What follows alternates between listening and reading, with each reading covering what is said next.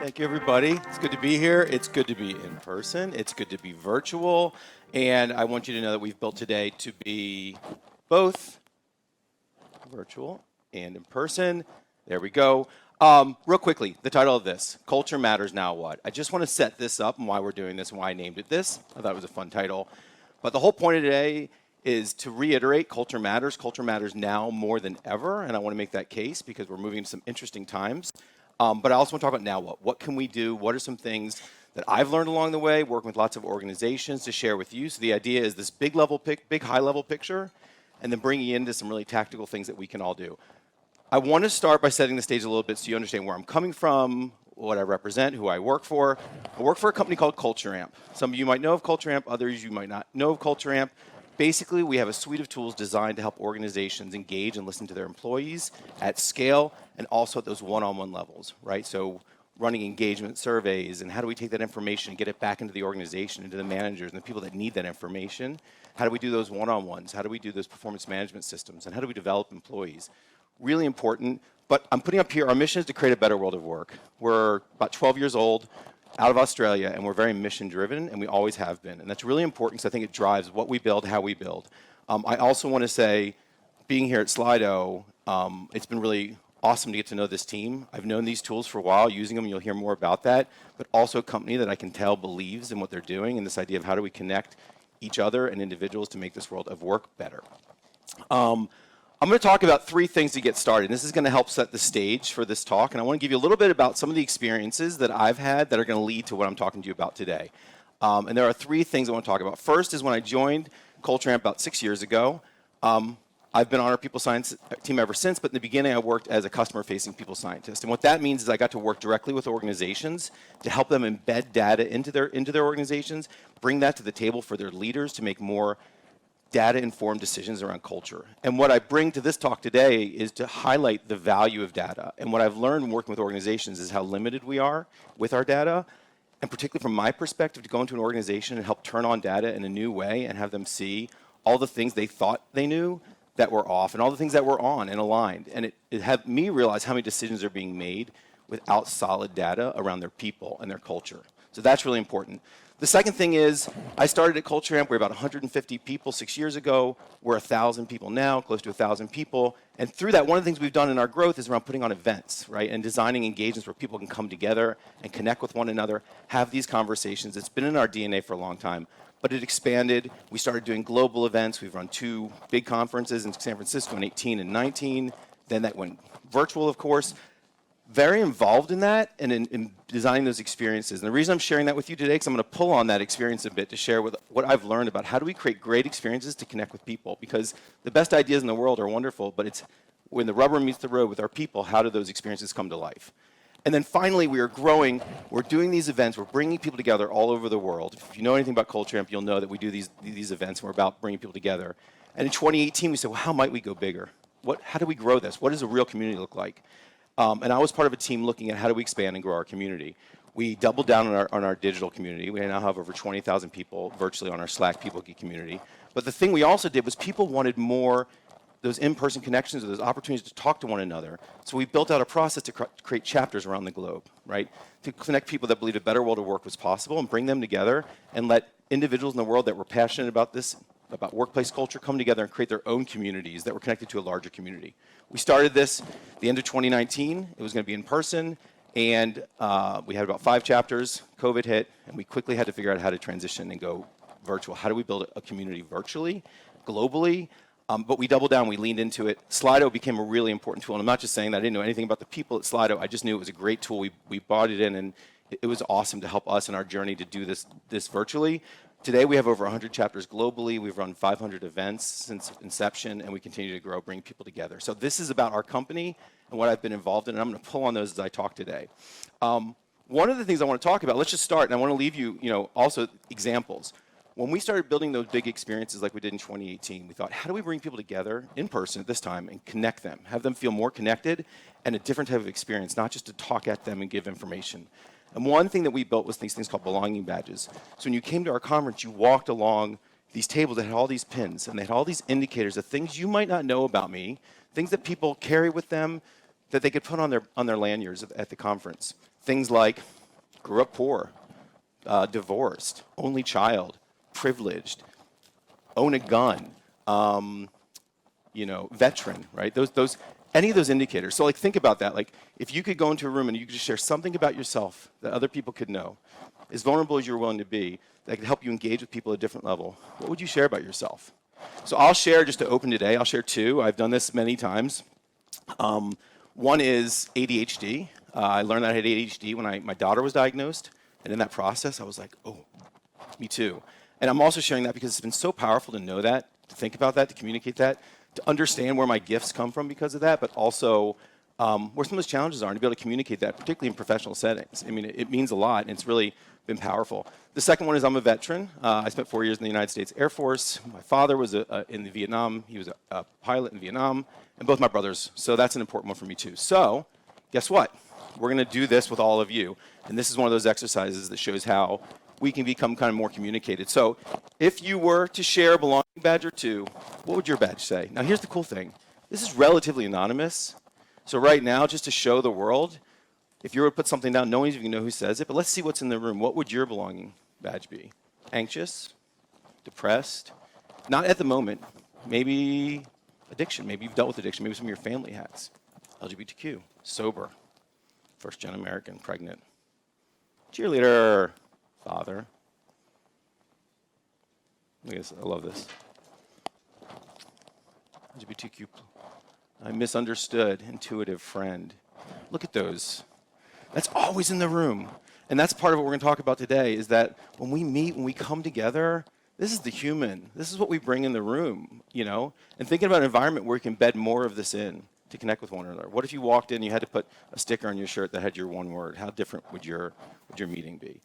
So we started this in 2018. It's become embedded into everything we do. We do it virtually. All of our speakers at conferences lead with their belonging badges. It's one small step to continue to create connection. Right? It's not hard. We just have to be creative, and sometimes it's a little uncomfortable, but it means a lot. Thank you, everybody, for sharing. I love seeing that. It's so amazing. Okay, so what am I going to talk about today?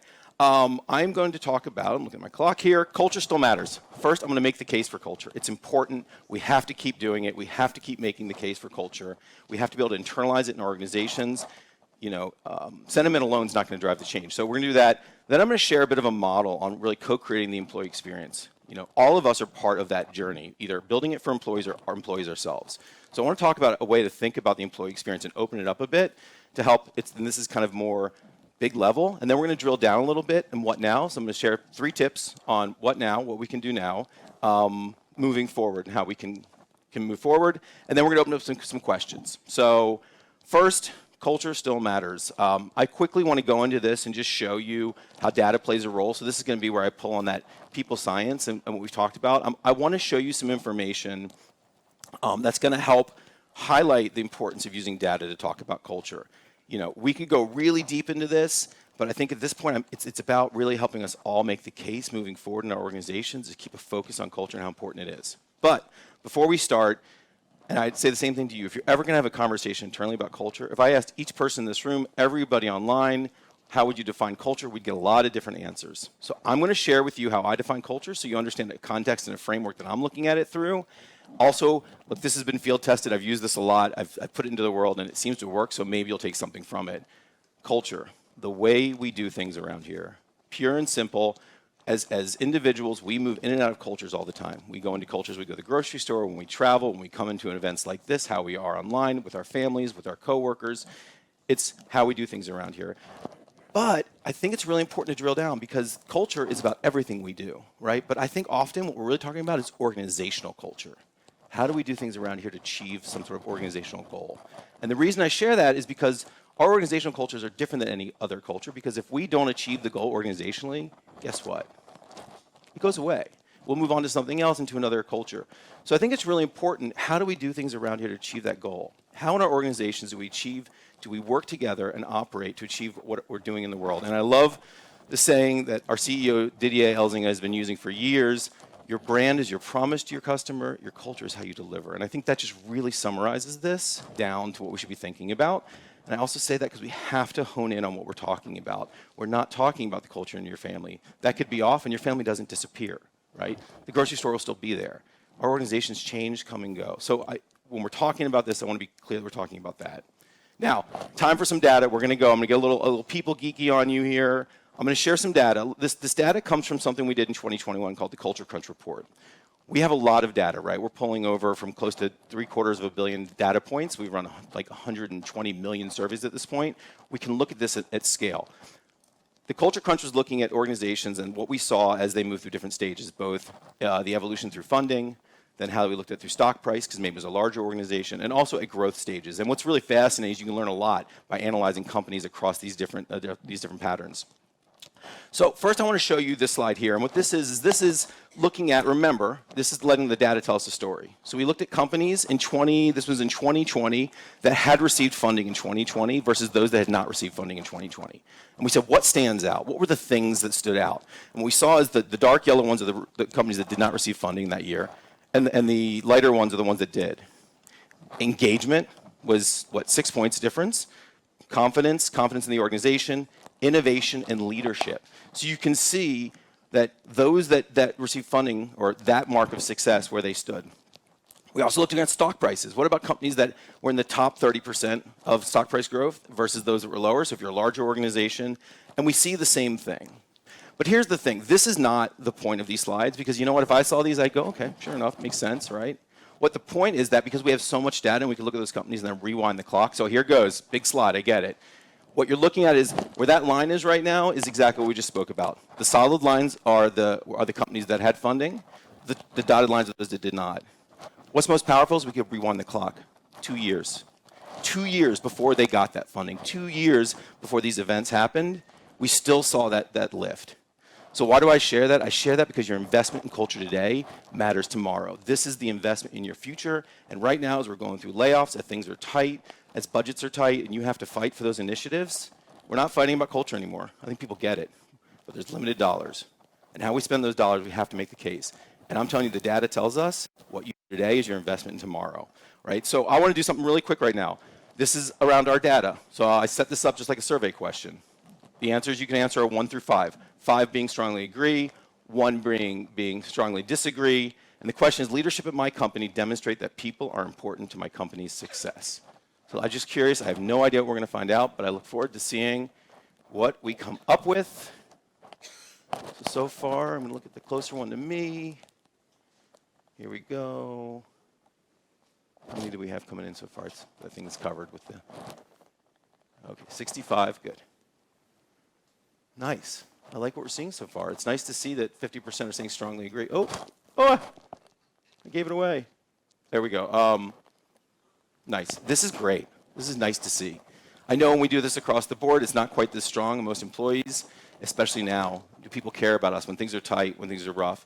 But here's the point that I want to make with this. This whole opening section is that culture still matters, right?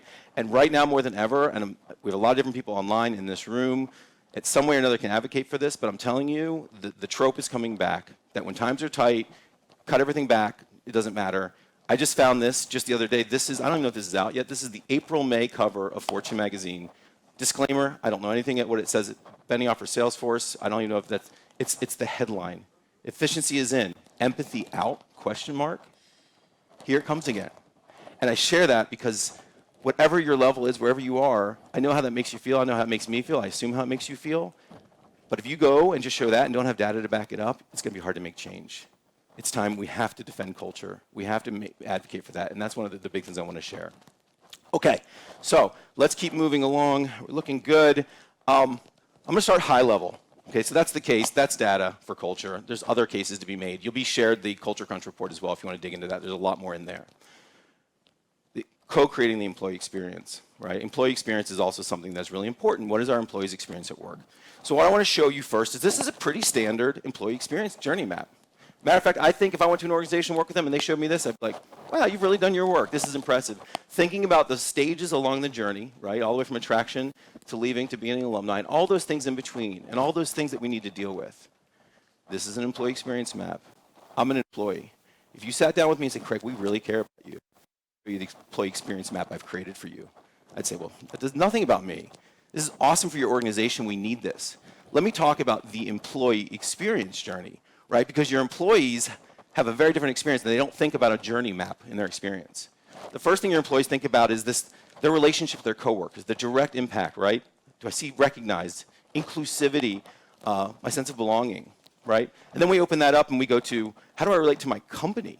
What's our company's purpose? Do we work remote? Do we work together? What are those decisions? How do they appreciate diversity? And what about work?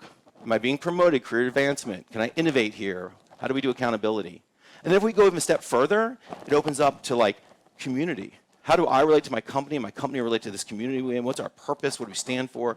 You know, the environment and our political stance. I mean, these are all things that are coming up for employees today. And then self, right? This whole idea of work-life blend or socialization, remote work, how does that relate to me and myself? All of these are things, and I think we can all relate to these areas of the human experience at work. And then that's all about how we relate to the world. We also have all of our individual emotional needs at work. Psychological safety, right? Agency, mastery, autonomy. So you put those together, this is what the employee experience looks like for an employee. So what I'm advocating for here is just to open this up and say what we need to build is we need to build where we can merge these two together, right? The organization needs this map. We need our plan. We need to think about all of these stages. But how does each one of those bubbles up top relate across this employee's experience, right? It's different for different people. And how do we develop our managers and our leaders? And this is a big question. I think there's a lot of things we could talk about to be able to interact and take these things up top to the individuals every single day. Right? Because this is where we're building a great experience for our employees. Okay, so that's that big picture. Now what? I want to talk about three things. We're going to start pretty big. We're going to go even more focused. So we've gone really big. We're ringing it in. Three things that I think we can do in our organizations that I think everybody here at some level will take some from. The more you have an influence at large scale will change how you interpret this. But the listening, how do we listen to organizations? How do we meet better, right? What we're doing today. How do we better meet? And then how do we find our support? Because we need that individual support. So first, it really starts with listening. And this goes back to like the people science and the engagement that we've done. Organizations need to learn how to listen to their employees, but the thing is at scale. So organizational listening is different than just listening. The same components are in play, but there's a different map we have to think about in an organization. So we think about this idea of that employee or organizational listening comes in these three stages: collect, understand, and act. So you run a survey. Maybe it's a great survey. Maybe they're great questions. They're validated. You've gotten them from great sources. And you run that survey through Google or you run that survey through SurveyMonkey. You're just running a survey. And I just want to be really clear. You are not listening when you run a survey. You are simply getting some data and some information. And that's really important. And this is, how well is your survey designed? Are you asking the right questions? Are the questions worded for your employees? Are you asking questions that you can't do anything about? Right? Surveys send signals to our employees. Right? This is not just like pulling data out of your Salesforce. You are interacting and engaging with your employees. But then think about this of a company of 100 people, let alone 1,000 or 5,000. How much data comes in? How are you effectively taking that data and making it meaningful and understanding it and driving it all the way through your organization so your leaders and your teams and your managers can sit down and have honest conversations about how are we doing around here? And not just because I see it one way. How are we doing around here based on what the data is telling us? Right? Because there's so much bias that comes in, and in a good way. Like when you have 1,000 people, we can't not be biased. We can only take in so much information. So we need to do better at how do we understand and do that quickly. And finally, then what? Action. Collect, do that well, understand, that's a whole process into itself. And then the action piece, the so what. Your people are waiting to see, what are you going to do with this information? Right? So thinking about your employee listening cycle in this, and I think again, as we're in challenging times, and I showed you that picture, if you have influence here, how do you build and think about your employee listening across this cycle? And if you're simply running a great survey and then handing it to your office manager and saying, slice and dice this for us and bring it back to the team, there's so much you're missing out on how you can assess that information and the insights, and really a lot of pitfalls, because if you read it the wrong way, you're investing your dollar and your money into things that may not drive the needle. And you don't know. Many organizations do not know. Second is make your meetings matter. Now, I'm going to pull off of the work we did in building the community. Right? I told you that we were building great events, and people were saying that to us. We really like Culture Amp events. We really come out. What it's special. And we said, well, we want to build this, and we can only be so many places. How do we build this into the world? And one of the things we had to figure out was if we're going to ask people in the world to run meetings, we have to distill down what is it that we do, how do we train that, make it easy, and then train others on it. And we came up with this model. And I think at first it seems pretty obvious, but it's super powerful, super simple. And I've worked with this now with leaders internally and externally. This is simply a human framework for a great meeting. And if you hit these moments, your meetings will matter. And I've seen it. We've tested this so many times now. I'm very confident in saying this is strong. If you have a meeting and you think about these 5 core components of the meeting, and you can hit these well, I challenge you, and we'll talk about this in a second, that your meetings will be better.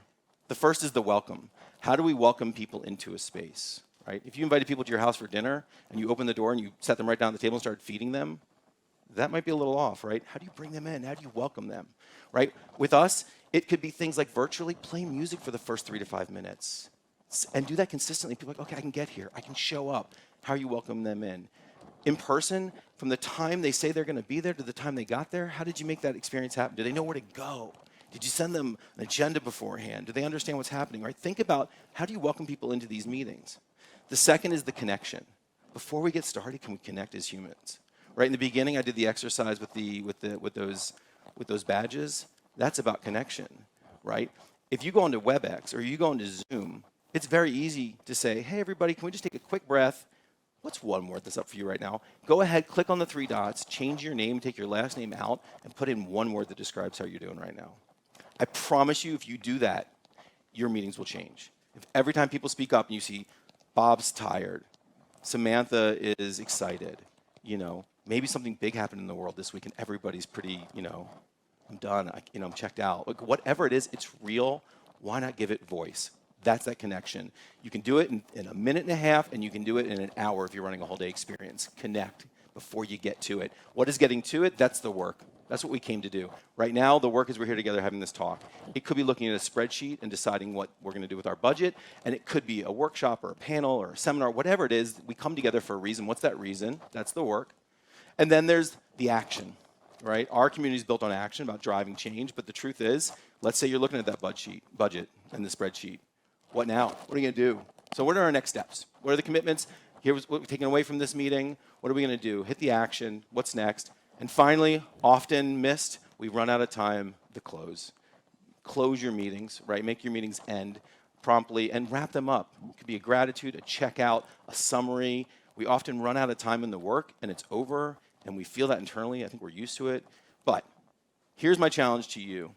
30 days, commit to trying to hit these in your meetings and connect with me on LinkedIn and follow up. Tell me how your meetings went. My gut tells me that if you really are into meetings and you're doing a lot of meetings and you follow this framework, you will dramatically change your meetings. Okay, finally, is you can't do this alone. This is a bit of a plug both for our community, because if you're interested in this kind of work, if you're interested in culture and you believe a better world of work is possible, that's great. Here's the deal. I talk about culture. You may have other things that you work on. Maybe you're a project manager. Who's your community? Who can you connect with? We need to connect with each other. We're working in this distributed world, right? We need each other. In the HR world, I often talk about the fact that there are no more playbooks, right? It used to be come together, find somebody that had the playbook. I'm scaling. What did you do? This is what I did. I've been working with leaders across the globe over this past 12 months. No one knows. They need each other. We need each other now more than ever. Don't do this alone. Find your people. In our case, we have a whole digital community you can be part of. You can get involved in one of our global chapters. You can start one. Maybe there's somebody out there listening in a place that we don't have a chapter. Come learn more. We'd love to learn from you. So I'm going to end this right now with a quick question, and then I know we have a couple minutes for Q&A. The question is, I shared a lot today. This is that action piece, right? This is that close piece. If there was one thing that you could put into practice tomorrow, or one thing that stood out to you, just a small thing, an easy thing, what would it be? Summarize that thing. I'd love to see what people are taking away. And again, right, we're thinking about action. Is there something small you can do next week? Can you improve a meeting? Can you do something different? So let's take a look and see. Listening better. Connection. Listening better. Make meetings better. Practice after listening. Badges. Do the badges. It's not hard. So here's the thing I challenge you, though, because it sounds not hard, but some of these things are uncomfortable. So the question will be, when you go to do it and you pull back, why? And that's fine, but just question that, right? So some of these things seem so easy, it can be challenging. Agenda at every meeting. Make it human. 5 meeting steps. Listen. Meet better. Connect with others more. Awesome. Look, thank you so much. I know we have Q&A. I like this because it keeps me on my feet. I really appreciate. Please take me up on that challenge and connect with me on LinkedIn. You can learn more. Oh, my key takeaways. I'm sorry. Culture matters. Your organization's future depends on it. I like that. Create employee experience for both organizations and the human. listening to your employees effectively and at scale. Listening to 10 people is different than listening to 500 people, and meet better. All right, thank you very much. Please connect with me. I'm just really grateful that you brought me here, and to be doing this is what I love. And let's do some Q&A. Thank you, thank you, thank you, thank you. Amazing. Thank you so much, Craig. So I think we have time for one or two questions, and just want to encourage you, go to Slido, pop your questions in, upvote the ones that are already there. And the question that is the most upvoted one is often communication and engagement, and I'm being other duties as assigned. Can any business cases be shared on how and why this work needs to be prioritized? Why should leaders prioritize culture? Why shouldn't you prioritize culture, right? But I understand that. Look, here's what I'd say. Maybe there's an organization where communication isn't the top thing. Maybe it is around the tools and practices we need to do our work more effectively. Maybe it's a whole bunch of engineers that aren't really interested. And I'm not saying that is the case. So where I'm going with that is I'm going to push back on what we need to advocate for. It starts with listening and what do your people need? What are the things that most drive them to build an engaged workforce, and how are we building that? We often see open and honest two-way communication as one of the strongest drivers of engagement. My sense is that if you run this on all the data I've seen, you're going to find that there's going to be some level of communication your people are desiring. But the truth is, personally, I don't care what it is. What I'm interested in is getting data in the hands of organizations and saying, here's what your people feel, and here's what's driving engagement at your organization. How do we focus on that? So often it is that. I advocate for getting good data to make those decisions and figuring out what it is versus, deciding this is the thing and how do we do it. Listen, let them tell you what the thing is, and then figure out how to do it. Okay. Thank you. And follow-up questions from Anna. Thank you for putting your name in.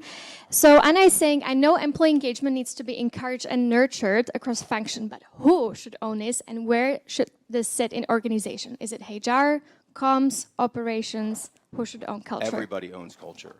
Everybody owns culture, but everybody owns it at different. When we have hierarchical organizations, we have to appreciate the level of influence, right?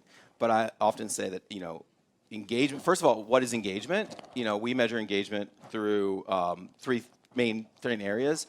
Are they proud, right? Would they recommend your company? Stay, do they see themselves there in 2 years' time, and are they currently looking? And thrive, are they motivated to go above and beyond? We feel like when you put those together, you get a good sense of engagement. It's a pretty standard thing. Who owns it? This is a great question, and it comes up often. I mean, if we have organizations that feel like just one group owns it, we're off the mark. We all own culture. What does HR own? HR owns the processes, the systems. How do we scale this out? How do we encourage and nurture it? Right? Somebody has to be the steward of that. But we have to build organizations, like even the fact that we build our tools designed to drill all the way down into our teams, because historically, just giving surveys to HR to give to the leadership team kind of sets the stage. Well, those people own it, and they don't. What the organization sees at scale may say, we organizationally need to focus on X. But what my team sees, and the 10 of us sitting around looking at our scores, mean we really need more recognition at our team level. So I always push back, and we need to get to a world where everybody sees that whatever you are contributing, if you're sitting back not doing anything, complaining about the culture, that is your contribution to culture. So I always push that everybody owns it, but how do we see our unique roles? How do we understand the levels of influence? Like an executive leader not acting along the lines of your values has a much bigger impact than a new employee joining not in line with your values. So I think we need to appreciate that as well. Thank you. And I know we're running out of time, but I love this question from an anonymous person, and I feel like there's more of the people feeling that way. So the question is, do you have any examples of past jobs where the culture wasn't healthy? And how did you work in the negative culture, and how did it affect you, and how did you... Personally? Yes, personally. Yeah, really bad. And I'm really grateful today because of those. And I've said that to people. I mean, there's people in this room that I'm looking at that have known me through my journey. And, I see what I'm doing today, and it's awesome. But, what they don't sometimes see is what I went through. And I've worked in a particularly toxic workplace. I was also in the military, which wasn't toxic, but that was unique. What I look back on, two things. One is, number one, see the long game. Maybe that's offering you something. The work I do today, because I can still pull on how bad that workplace was. I mean, I literally pretty much broke. I walked out one day and called my wife and said, I think I just quit my job. It was one of the most traumatic experiences. It was also the beginning of my career today, and really doubling down on what I do believe in and what the impact is. I think the other piece that I would say about that is, what was it? So the question was around the traumatic. Yes. So did you have any experience like that, and like how did it affect you, and what have you done about it? I mean, yeah, I'd say that. And I think to younger employees, people who are earlier on in their career, look at your job. It might be the perfect job, but are you getting a piece that's going to move you along? Why are you making that sacrifice? Your time at work is time taken away from your family, from others. Also, to anybody that has the ability to influence culture, I think there's a unique line where sometimes you have to say, this isn't the place where I can shine. And there's an organization that needs you, that wants you. And if you get to a place where you're like, there's no alignment here. This company does not, really stand for what it says, and I have this to bring to the world. It's a weird one, especially for people in the people space, because they care so much. But there are times where you got to go to the right place. And I think part of my journey was finding the right place where that would support me and allow me to shine and grow and do this in the world. So, but just, believe that in the big picture there's a reason, but also you can change that. And if it's toxic, if it's not right, if it's crossed boundaries for you in today's day and age, when the time is right, look for something new. Thank you so much, Craig. Yeah. Thank you. Thank you. Thank you. Thank you. Much appreciated.